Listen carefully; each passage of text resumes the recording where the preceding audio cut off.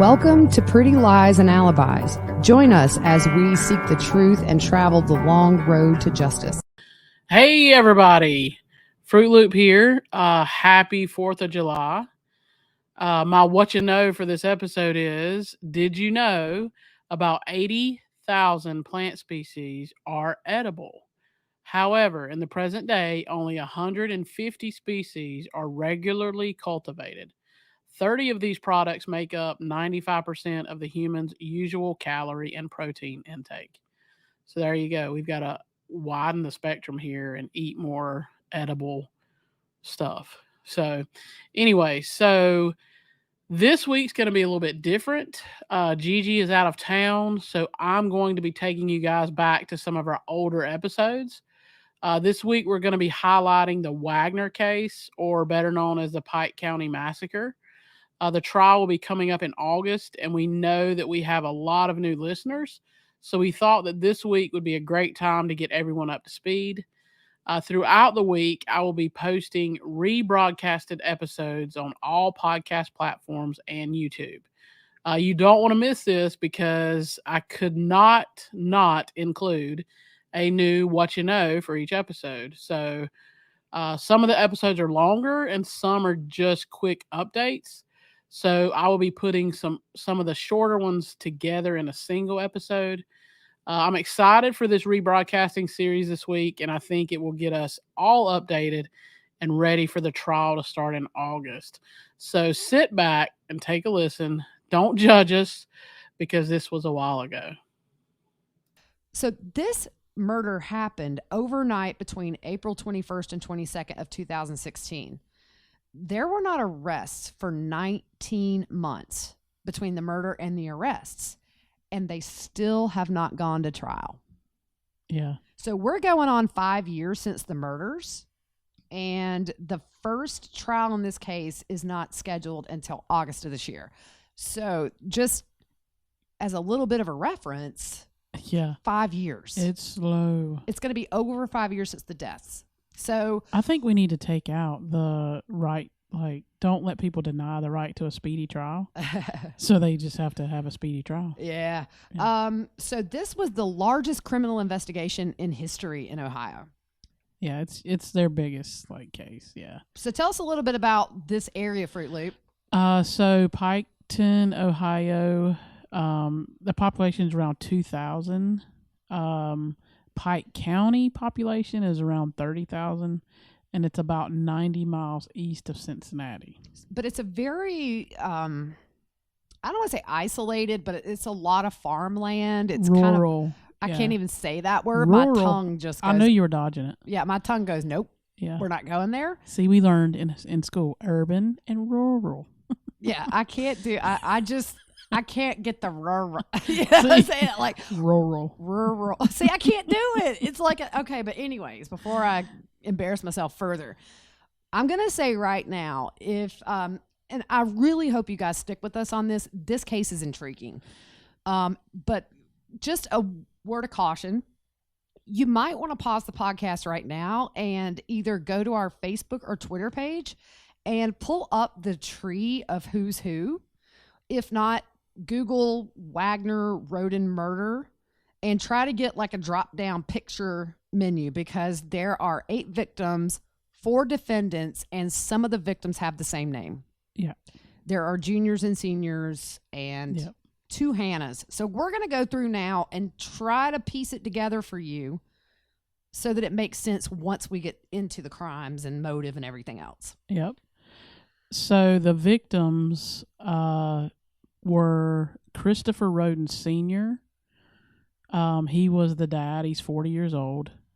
His ex-wife, they were divorced or whatever, but Dana Manley Rhoden, she was 38, and like I said, that's Christopher's ex-wife. They had divorced, but they still lived on the same road. Mm-hmm. So Clarence Frankie Rhoden, he's referred to as Frankie on most stuff you'll see, is Christopher and Dana's son, and his fiance was Hannah Gilley with an H. And she was killed beside him. Yep. They were in the bed together, and they were both shot and killed. Yep. So this is where we have the two Hannahs. Hannah Gilley is Frankie's fiance. They have one child together. Then you have Hannah Rhoden, who is 19, and that is Chris Rhoden Sr., and Dana's daughter. Also Frankie's sister. Yes. If you didn't heed my advice 90 seconds ago, pause this and go get you a drop-down tree. Yep. Okay, keep going, Fruit Loop. So Christopher Rhoden Jr. is Christopher and Dana's son. They call him Little Chris. He was 16. Kenneth Rhoden is Christopher's older brother. And by Christopher, I mean Christopher Sr. Kenneth Rhoden is Christopher Sr.'s older brother. And then Gary Rhoden is Christopher and Kenneth's cousin. So they're all members of the same family. Every one of the victims. Yep. 2 generations, except, the kids they spared. There were 3 kids that were found inside the residences that were not harmed during the massacres. Yeah. So we have Kylie Rhoden, who was 4 days old. This is the daughter of Hannah Rhoden, who is Chris and Dana's daughter. Yep. She is the mother of one of the suspects' child. Oh gosh, this is so confusing, y'all. I'm sorry. Get the list. So one of the suspects, Jake Wagner, she has a kid with him, Sophia. Right. And that's going to come in because there are going to be certain names you hear more often, and Hannah Rhoden and Jake Wagner are kind of the center of this because this is where the motive that authorities think originated. Yep. Is a custody dispute. Yep. So the other kids that were in the house, the 4-day-old was found, I think, in her mother's arms. You had Ruger Rhoden, who is the 6-month-old son of Frankie and Hannah Gilley. Then you have Bentley Rhoden, who was 3, and that was Frankie's child from another relationship. Yep. Now let's talk about the accused people.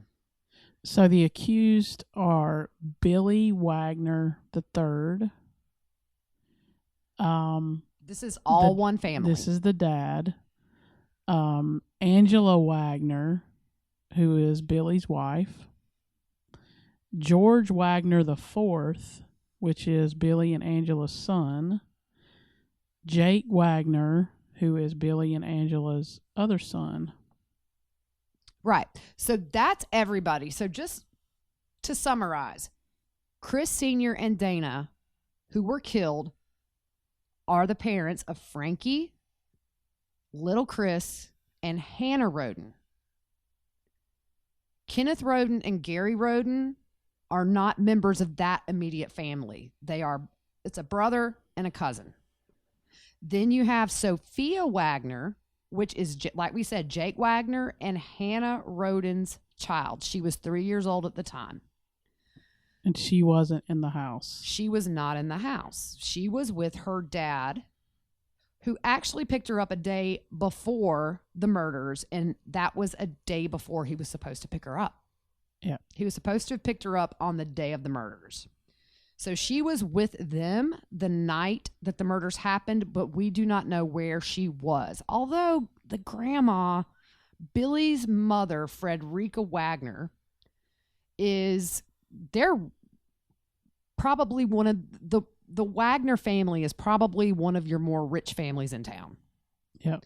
So they had money. The suspects, all 4 of them, the Wagners had, the grandmother owns a farm there in Pike County. And what does she raise? Like show horses and... Yeah, I think livestock, different kind of animals or whatever. And like some really fancy breeds pigs. Fancy horses and pigs, and I don't know, has some type of breed of dog she bred or something. Yeah. So essentially, before we kind of get any further, now that we've told you who everybody is, I'm trying to think of the best way to do this. So essentially, Jake Wagner, who is now in custody for one of the 4 charged with these murders, he started a relationship with Hannah Rhoden when she was 13 and he was nearly 18. Yeah. They started dating. Now, this is a really, really small town, and we've seen that a lot of the people associated with this case have had their children in their teens. So, I mean, there are teen pregnancy, obviously a problem all over the country. It just seems like maybe in these more smaller areas, it's just kind of what happens. I don't know, but it seems like everybody had their kids super young in this area. Yeah. So, first of all, when Jake Wagner was arrested for all this, they tacked on a criminal sexual conduct charge, even though none of the parents before the murders ever raised any alarms, because they found out she was way too young. When the baby was born, he was over 18 and she was 15? Yeah, I think he's 7 years older than her or something. Yeah. And so they tacked that charge on because, I mean, they planned that pregnancy. Yeah. That pregnancy was planned. Yeah. So there's a couple other people one other lady that we left out is Rita Newcomb, who is Angela's mother. So she'll come into play here because there was some stuff. Yeah, there were some charges, and both the grandmas were arrested at some point. So as far as the accused, they had some priors. They had some prior criminal history.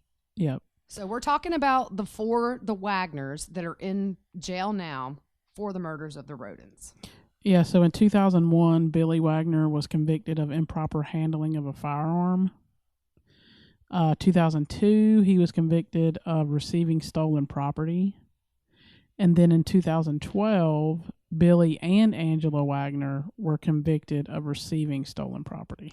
And I'll tell you, just in what we've done in the last few days, this family is a little weird in their need to do everything together.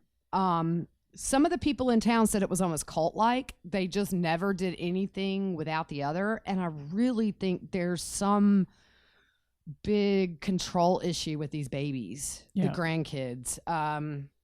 People around town on the documentary last night, one girl said that the Wagners were seen as kind of prestigious. Yeah. Because they have money. Yep. So I guess the families knew each other. They were all very close, it seemed. Yep. In fact, Angela Wagner has said that her husband and Chris Sr. Were like brothers. But obviously something went south. Yeah. So, speaking of the other family members arrested, you were talking about Rita Newcomb, who was Angela's mother. Yep. There was a custody dispute. And before we get into these arrests, I think it's probably going to be easier if we just sort of explain the custody dispute. So, Jake and Hannah were living with each other. So they would spend time at Hannah's parents' house. They would go over to Jake's parents' house or Jake's house. And so they kind of floated between the two residences and lived together.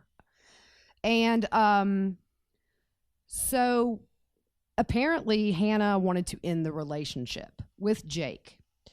She had put some cryptic things on her Facebook that made her friends think, in hindsight, that maybe there was some abuse going on there with Jake, and she had made some statements. I think, in fact, that's one of the things that a defense attorney wanted to keep out of the upcoming trial, is that statements or proof that he had ever hurt a member of that family prior to the murders. So it seemed like Jake really wanted to work things out. Yeah. According to people that knew them. So they broke up, I believe, in April, and by August, Hannah is pregnant. This is before the murders happen. They break up. Hannah is seeing a couple of other guys. By August, she's pregnant with number 2. And at that point, she was not sure who the father of this baby was. She didn't know if it was the guy she was with at the time, who is Charlie Gilley, who is one of the victim, Hannah Gilley's brother. There's so many. Yeah. I'll be glad when we get past this introduction phase, because I'm like confusing myself over here. Yeah. So getting back to Rita Newcomb, who was Angela's mother, she took a plea from felony to misdemeanor for obstructing official business. With all that child custody stuff, she forged a birth certificate that was involved in the custody dispute over Sophia Wagner. That was in April of 2016, and that was 19 days before the murders. Mm-hmm. Angela asked her from jail to lie about notarizing the custody documents and not testifying against them. And she was also caught talking to Jake. Yeah, Angela was. And we can't figure that out. We don't know if it was maybe like through the phone relaying messages. It doesn't seem like it would be mail because they read her mail, and I don't think she's supposed to have contact with somebody who's like a co-conspirator or whatever. Yeah. I don't know for sure. And there are some things, guys, that we do not have down pat. So if you hear us make a mistake and you're very familiar with this, let us know. Because we're not perfect. Even though we think we are, we're not perfect, and we make mistakes. So Rita originally pled not guilty, but changed her plea, saying that lying wasn't the Christian thing to do and she couldn't do it anymore. She was charged with obstruction of official business, a misdemeanor, perjury, and forgery charges were dropped. It makes me think maybe, I mean, obviously they've asked her to testify against the family. Yeah. So we don't know what capacity or what she may know. Like, it's weird that, I mean, Angela, she knows she's being recorded. Yeah. And you're going to say that knowing they're listening? Yeah, and it's almost like, was she willing to kind of take the punch and just get that out to her mom? Yeah. Or do you get comfortable in jail and just forget you're being recorded? Yeah, I say she doesn't care. Yeah, I mean, her goose is cooked. Yeah. So maybe she just didn't want her mom, to, who knows? Yep. So now she doesn't have phone or mail privileges. Or she didn't. I don't know if she's got it back by now, but... Yeah, we're not sure. But they did take away those privileges when she broke the rules. Yep. So... If only she'd have had her own cell phone in prison. Like exactly. Where's Means at? Yeah, come on. Get Means in here. So Frederica Wagner, who you said before, is it's Billy's mother. She runs Flying W Farms. We told you she raises livestock and horses and stuff. She was charged for perjury and obstruction of justice. Those charges were later dropped. She was accused of lying during the grand jury testimony, saying she bought bulletproof vests on Amazon but actually got them on eBay. She says she bought them to protect her son since he knew the Rhodens. Right, but initially police thought that she had bought them for the family to wear during the murders. Yeah. But the charges were dropped in June of 2019. So, and she was kind of a pillar in her community. She's very wealthy. And on the documentary we watched last night, it talked about how she would bring, because this is in Appalachia, and the poverty rate, I believe, is 20% or more in this area. So a lot of kids go hungry, and she would do meals at her home for kids to make sure that at least when they left there, they had a full belly. Yeah. So they found the bulletproof vest in a room where Billy had been staying because he was working on that farm. Yeah. Go ahead. No, go ahead. Investigators also had recordings and text messages against the Wagners. Yeah. There's a lot, stuff's trickled out in this case, but largely it's reminiscent of Lori and Chad in that they've been very selective in what's been put out there. Yeah. Not much at all. There's been some things that kind of has come out over the years, but I'm really, really looking forward to this trial in August. I think it's going to be a good one. Yeah. And there's going to be 3 additional trials. This is going to be a big case. It's a lot of information. Right. And it's like 4 terabytes. Yeah, it's crazy. Stuff. Yeah. And we think it's definitely going to take us a few episodes to get a very good grip on this case, at least to where we get current. Yeah. Because there's so much that's happened. Yep. 4 years, almost 5 years, we're trying to play catch up. So. Yep. So let's look at the background of the Wagners. So the Wagners own a lot of property. Like we said, Frederica owns that Flying W Farms. It's like 2,000 acres. She has some land. I want to say it's like 1,700 acres. And I don't know if that's included in that 2,000 or not, but it's like high priced, worth over like $4 million is what they said on that documentary last night. That's a lot of money. That is a lot of money. I bet Grandma's funding the defense. Yeah, for real. So in 1991, Frederica was accused in 3 federal lawsuits of racketeering as her advertised top-notch pigs were found to not meet the standard of fitness represented. The case never went to trial. Yeah. That is the weirdest thing ever. Mm-hmm. They can tell you your pigs are too large. They're not top-notch. I think it's like standard of fitness is like maybe she was saying these were pure-blooded Vietnamese potbelly pigs and they were just like random potbelly pigs, like mutt potbelly. I don't know. It seems like maybe she was falsely advertising them as something they weren't. I gotcha. Yeah, I don't think that they were saying the pigs were fat. Wonder Sky's blue, pigs are fat.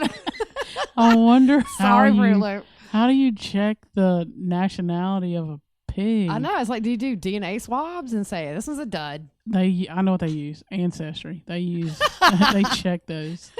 And your ancestors were from Europe, and yours were from a mud pile in Iowa. Exactly. Okay, sorry guys. Sorry, y'all. This is how we normally do it. So. Yeah. So at the time of the murders, Frederica was selling a trademark breed of dogs that she created, and they were like going for like $1,800 to $2,100. Sheesh. See, I could never pay that much for a dog because it would be my luck. Like it would get hit by a car the next day. Oh yeah. $2,100. Yep. Crazy. You would be at the vet. Oh yeah. You and your little cat over there. Oh my gosh, that cat broke me the first month. It's like, what are you doing today? I gotta take the cat to the vet. Yep. Yep. So November 2013, Sophia Wagner was born. This is Jake and Hannah's baby. Yep. We're just going to review a little bit here, guys. So Jake and Hannah lived together until 2015. Like we said, they floated back and forth between the Wagner home and the Rhoden home. Jake says they broke up because he was working a lot and didn't have time to spend with her. I think he might have been driving a truck maybe that time or something, maybe. Yeah, he and his brother both were co-owners of an 18-wheeler. Yeah. And I think that, you think about Hannah, she is a kid, and she's maybe 15, 16, and he wanted her to be a stay-at-home mom. And she's a child. So she didn't want to be tied down. Yep. And she broke up with him. Yeah. And we think for other reasons too. There's obviously some control issues for sure. Yeah. And it's hard. I mean, I have a niece who had a kid at 16, and you're not, and some people may be totally different, but I'm saying the 16-year-olds I've been around, they're not ready to be a parent. No. There's a lot that goes on with raising a kid, so. And it's just not something that these kids think of. And I was just shocked to hear that they planned this pregnancy. Yeah. And the scary thing with all these cases we've covered, there's one common denominator. Well, there's probably more than one, but is divorce. Yeah. And like we see here now, Sophia's spending time between each family. Now, they weren't married. No.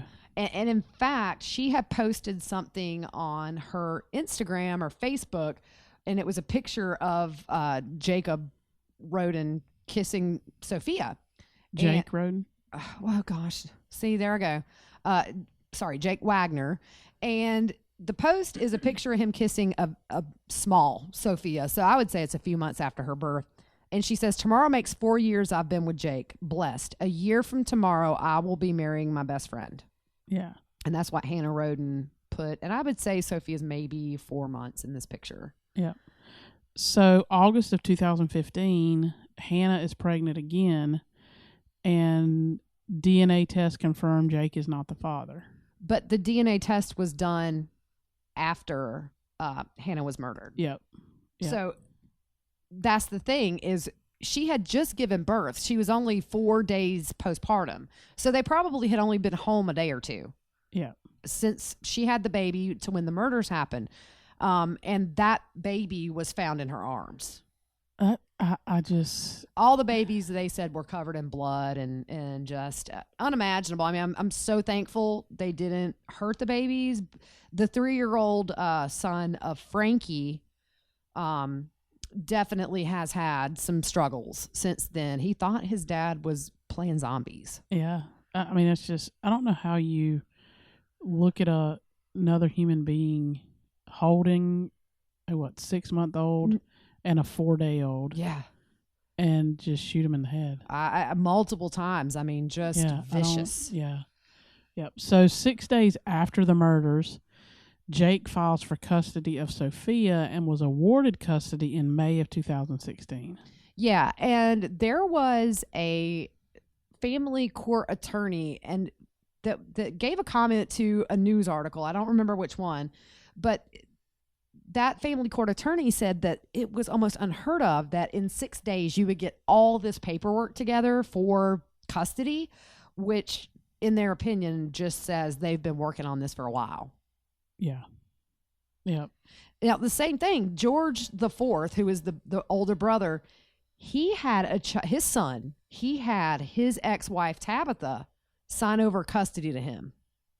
So it's a common theme. Yeah, something's not right there. It's very strange. I mean, we talked that it's just weird. It's almost like, I mean, obviously she had 2 boys. So Yeah. Angela had 2 boys. There wasn't a girl. Right. But it's almost like they're obsessed with these kids. Yeah. Like they didn't want to share. Yeah, and wanting them to themselves. So I think the document that she signed was identical to what Jake produced for custody of Sophia. Yeah. And the papers gave custody to Angela in the event something happened to Jake or George the Fourth instead of the kids' mothers, which it's weird. What they found was that both custody documents had been printed from a laptop that was owned by Jake Wagner, but it seems like they've proven mostly Angela used it. Yeah. So, so let's see here. If you think about, like, people don't know this, but like printers kind of have a memory. I know anytime we've worked with companies, like printers, they want everything wiped out. I don't ask me how, but so I think there's like information that they can get out of that somehow. Yeah. There's no telling. They can tell literally when trash bags were produced by the ridges on them. Yeah. So what they can do and find out about things is just amazing. Digital evidence is like crazy. Yeah. So we talked about Hannah posting that she was planning to get married in 2015. And I was looking around on their social media accounts and her Pinterest page was all wedding ideas. There was nothing else. And she and Jake also had rings tattooed on their finger. I guess to show their commitment before they were married. But Jake says in his affidavit that he and Hannah were physical with each other in a sexual way throughout that summer. So that's why he was thinking that the new baby might be his. Right. But later that summer, she had broken up with this Charlie Gilly guy. Yeah. And then entered into another relationship with a third guy named Corey, and that kind of broke Jake. According to people that knew both of them, that was sort of when it was clear to him that it wasn't she didn't want to be in a relationship, she just didn't want to be with him. Yeah, it sounded like it wasn't healthy. No, it's not healthy if you're 13 and you're dating somebody who's almost 18, just in a general sense. And then the fact that he's an adult and he's allowing this girl to plan a pregnancy with him, it's all messed up. Yeah. Yeah. All crazy. So little Chris had told a friend not too long before the murder or not too long before the breakup that Hannah was in a really bad relationship, but she felt stuck. Yep. So Hannah finds out in August that she's pregnant with her second child, and it's very unexpected. And the 3 guys were the possible fathers: Jake Wagner, Charlie Gilly, or this third guy, Corey. Jake was telling everybody he thought he was the father. But according to Jake, leading up to the murders, Hannah wasn't allowing them to see Sophia. Yeah, I think Ohio is the father has no rights to the child at all. It's kind of like here. Yeah, and that's insane. Yeah. They really need to change laws to protect dads who want to be in their kids' lives, but maybe have a vindictive significant other in some cases. Yeah. Who use kids as pawns. I've seen it both ways. I've seen it where it's good that that the dad doesn't have any rights, being abusive or whatever. Yeah. So that's a tough one to. Yeah, it is hard. Out. But so I guess things are pretty quiet. And then eventually in April of 2016, Hannah delivers the new baby, Kylie. Yep. And there's no father listed on the birth certificate. Right. So we told you after the murders, Jake filed for custody. He also filed for custody of the new baby because he didn't know if he was the dad or not. Right. And he also said he wanted to keep the sisters together. Yep. It was 2 months after her death, Hannah's death, that the paternity test proved that the baby is Charlie Gillies. He got custody of baby Kylie after the murders, and there's nothing else about That's her, good. which is good. Yep. Also about Sophia, after the murders, the only thing that was said about her was that she was safe in a neighboring county, and that's kind of all we know. Yeah. But you had a good point about parental rights in this situation. Yeah. She can't be adopted unless he gives up his parental rights, or unless he is convicted of this crime, then the courts can take his parental rights if that's what they choose to do. Right. But so right now she still has to, possibly be in foster care right now because not adopted. Yeah. Because he's not been convicted yet. So let's move on to the murders. And as we progress in this episode by episode, we're going to jump back and forth because there are things that are relevant, but only when you have a grip on it. So we know that investigators have kind of figured out that these murders were planned starting in January of that year. So the murders were on April 22nd of 2016. They started planning them in January. And so what were they doing? they're saying they studied their sleeping habits, the land layout, security camera locations, pets. Yeah, so they were doing tons of surveillance. And the thing you have to remember is that these families were friends. And obviously, Jake is going to be in a lot of their houses when things are good because he's the father of Hannah's baby. And so I'm sure on a basic level, Jake kind of knew routines and that kind of thing. Yeah. So, but they were watching them and monitoring social media and that kind of stuff. Yeah, they hacked into their social media, right? They did. We found out that Jake was hacking into several of the Rhoden social medias. I mean, notably Hannah. And that kind of comes in as maybe motive later because essentially Hannah is talking to Tabitha, who is the mother of the brother's little boy. And remember, this is the woman who's already signed over her custody to the brother, to George Wagner. Yep. And she says to this woman, like, essentially, they're going to have to kill me first. I'm not signing over anything. Yep. We know that Jake saw this because there were a ton of personal messages found on the computer Angela uses on an Excel spreadsheet, I believe. And That's there were like crazy. I think there was like 500 messages that she had saved. So they had been watching their social media for a very long time. Yeah, that's crazy. And he's charged with that, actually. And here's the crazy thing. He didn't stop looking at her social media until like a year after they were dead. That's just weird. Is that not weird? I mean, what are you monitoring? I don't know. I mean, maybe to see. I mean, is he just looking back through pictures or something? I don't know. It's just very strange. Yeah. But at the same time, if he's not friends with some of her friends, it's easy for him to hop on and see what they're saying amongst themselves about all this. Maybe that was part of the motive, where he could see what other people in the town were saying. Because it was 2 years until they were arrested, and they weren't really on radar publicly for a while. Yeah. So, it was around the homes where it was a wooded area. Yeah, they're kind of in the middle of nowhere. Yeah. So it talked about security camera locations and stuff like that. I was thinking, what if he helped install some of those? I mean, that's a good theory. Like, what if he that way he wouldn't know where they were. And I Yeah. think we have somewhere where they had the RF locators. Yeah, they brought RF locators. That's on the evidence list, which kind of alerts you to when there's a recording device nearby. Yeah, there's like several different ways those things work. One of them, it will, depending on which one you have, it will like flash a red light, and that lets you see camera lenses looking at you. Mm-hmm. So that way, and it does detect megahertz signals, all that kind of stuff. Yeah, they definitely planned these murders. I hate to say very well, because ultimately they were arrested and they have evidence against them. But then again, 2 years. Yeah. Yep. They did enough to delay it at least. Yeah.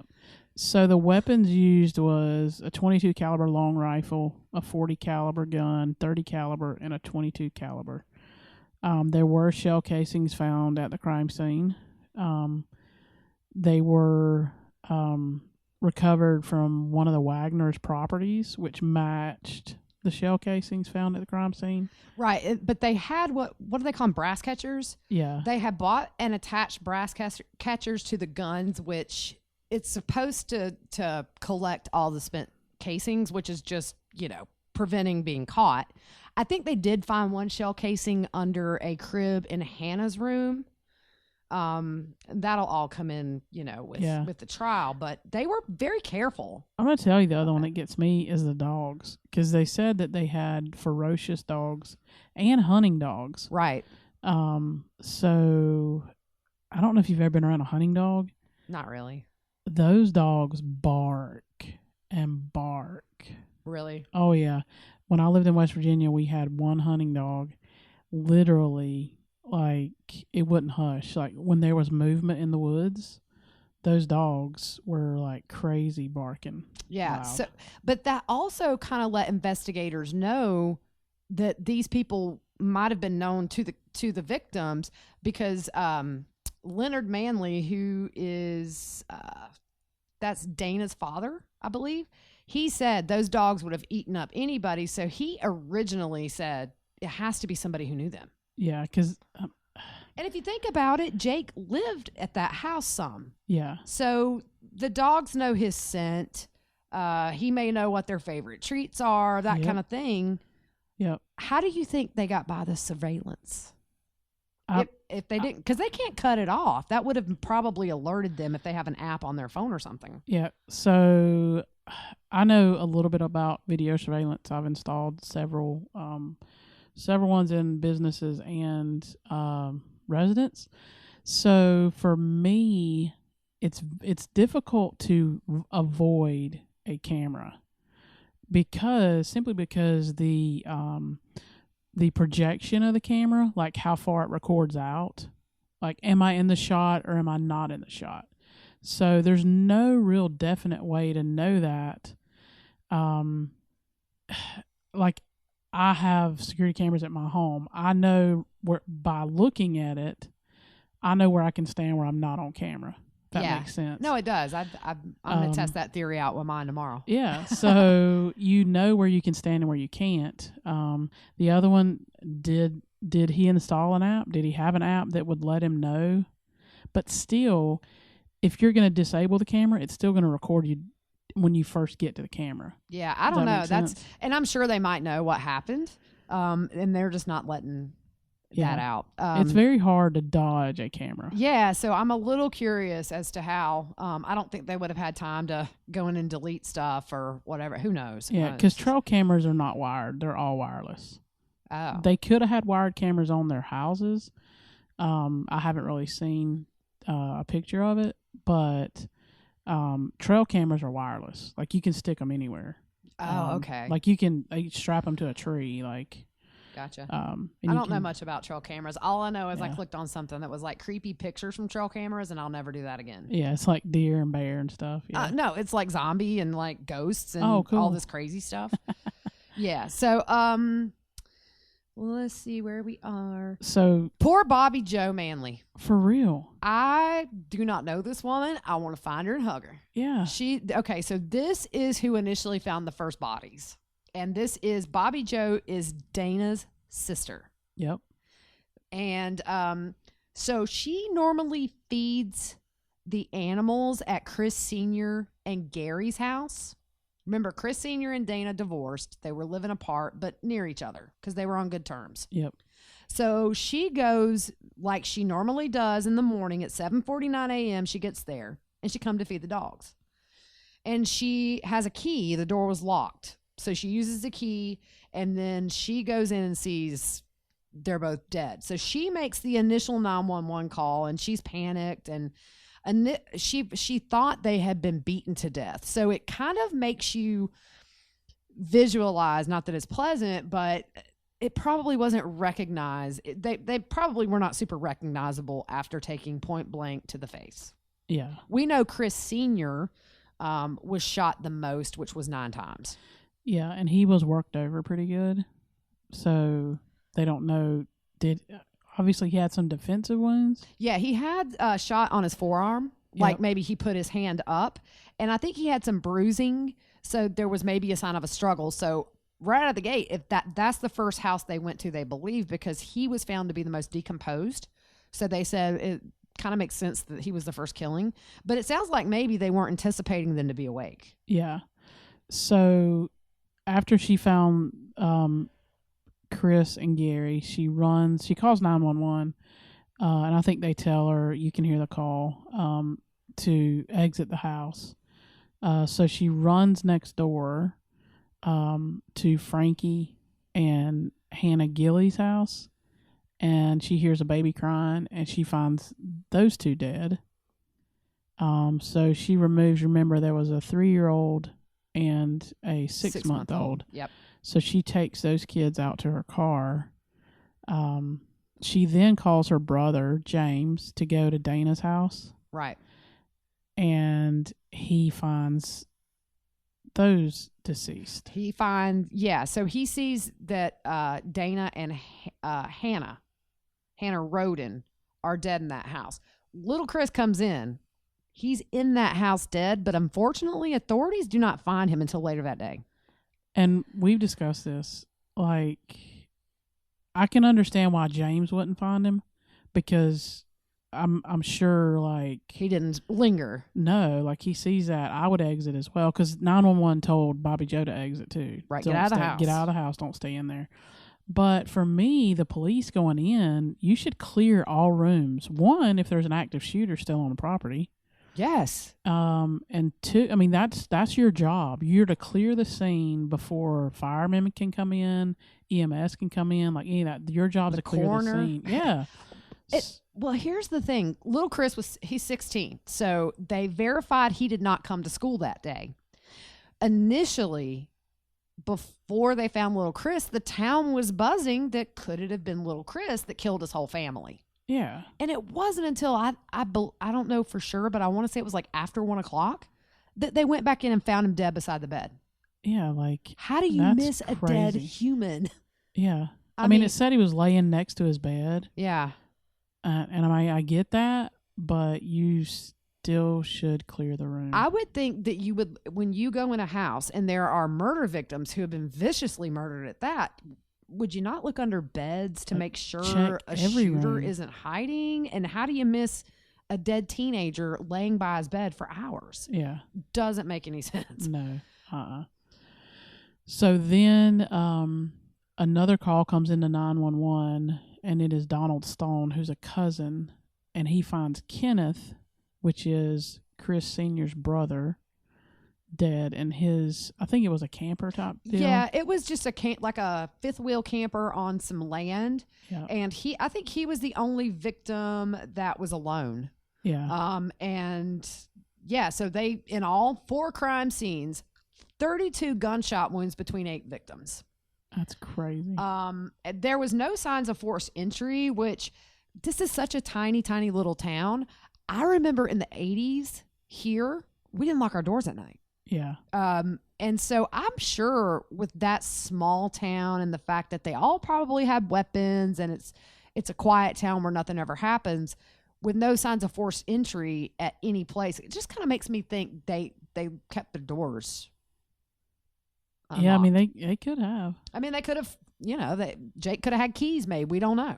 Yeah. But that's what last thing I do. I walk the house and make sure all the doors are locked. Oh, I do too. And I was sitting here thinking, how did nobody wake up? Well, I watched a video on YouTube today because I'm not super familiar with guns. They terrify me. But there was a video of a guy shooting a 22 with and without a suppressor. And I was super shocked at how quiet the suppressor was. So it makes sense. Yeah. If I'm in a deep sleep, I probably would not wake up to that sound. Yeah. I think clearly Chris Sr. surprised them, but it seems like maybe everybody else was in bed. Although I kind of have a theory maybe little Chris wasn't, just because he was found beside his bed. Something got him up.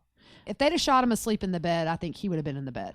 Yeah, that or he was hiding. It could be. I mean, it's just such a sad thought either way, but yeah. So I mean, we've covered a lot of stuff, and if you haven't heard of this case yet, don't get overwhelmed. Oh yeah, I'm still overwhelmed, and I've been eyeball deep in it for 2 days. But once you get the names down pat, and there are just focus names in this case, and every victim is important. It's just there are about 4 people really that make up the bulk of the motive, and to me, and the case. Yeah, exactly. So our next one, we can kind of get into investigation a little bit, and kind of pick up from there. But just so you're introduced to everybody and kind of understand what's going on. Yeah, it's really a lot, and we're already at 50 minutes. Yeah. So I think instead of jumping into details, like in between now and Sunday, I think if you guys really super want to learn about this case, I've posted a couple of videos as well that gives a really good rundown with visuals that I think might help. But I promise you guys, once you learn all these names, this case is so interesting. Yeah. And it's huge because we're going to have 4 separate trials. I think the evidence obviously is going to be the same, but it's just, this is a big one. Yeah. And I've told you since we started this podcast, if we ever added cases, I really wanted to do this one. Yeah. There's just so many victims. It's a mass shooting. It's just, there are family members left behind. The grandmother, you think about her, she has lost 2 sons, 3 grandkids, and a daughter-in-law. Her whole family's gone almost. Yep. I felt bad. There's a video of her kind of pleading because for a long time they didn't know anything. They didn't know who did anything. There were theories in the beginning, and we didn't talk about that. Yeah. They just didn't know who had done these killings. So I know some of the theories was it was a Mexican cartel because there were some marijuana plants growing on the property. And not just some. I mean, it was $500,000 worth. Yeah. But that's just not Mexican. That's not worth their time. Yeah. And the other thing is typically when Mexican cartels come in and they kill kids too. They don't care. Yeah. They don't leave anybody alive. It's a statement. Yeah. So, but for a while it was kind of that. Maybe it's drugs. Then it moved to, there was a threat put on Facebook. Apparently Frankie drove like a demolition car. Yep. Demolition derby. Yeah. Yep. And his car was pretty high. Compared to the other cars, was expensive and nice and that kind of thing. And so I think there was a little bit of some words exchanged, and the person that he exchanged words with, it was the most poorly timed thing to put on Facebook ever. But right before the murders, he said something about, don't make me go up to Union Road and take them all out. Yeah. So pretty quickly, once they saw that message, they looked at him, and obviously it wasn't him. It was just a very poorly timed thing to put out there. Yep. And there was one more theory. Trying to think, what was the third theory? It was it was a cartel hit, and then Chris Sr. had been involved in a road rage thing, and I think the person that he had gotten into an argument with had recently been sentenced in that case. I don't really know if it was major or what. So those were kind of the 3 things initially that they looked into. Because, I mean, I don't think at that point anybody would have suspected the Wagners.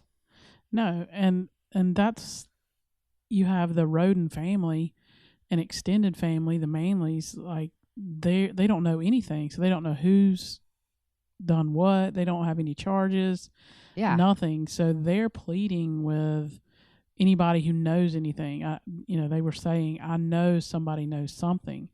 And like some of the ladies that spoke on the special last night, they were terrified, like the whole town. Yeah. Because this didn't happen there. Like, this kind of stuff never happened in that town.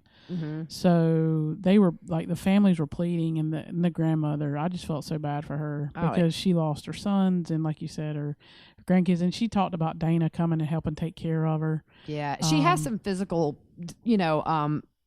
problems. It's very clear when you see her. She's got some struggles.